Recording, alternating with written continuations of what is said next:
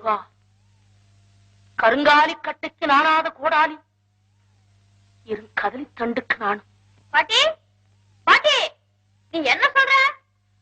பெரும் பெரும் கருங்காலி கட்டைகளுக்கெல்லாம் வளையாத இந்த இருப்பு கோடாலி இளம் வாழைத்தண்டுக்கு வளைந்து விட்டதே என்று பார்க்கிறேன் அப்பா.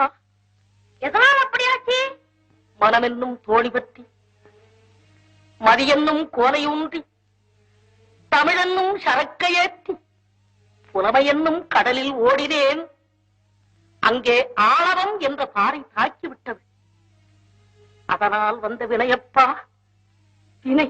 ஓஹோ, ஆணவங்கிற பாறை தாக்கிட்டதோ? அப்பா, நீ மாடு மேய்க்கும் சிறுவனே அல்ல. நிச்சயமாக சொல்லுகிறேன், முத்தமிழுக்கும் தெய்வம் நீ. இந்த அவையை சோதிக்காதே. என் தமிழ் மீது ஆணை, நீ யாரும்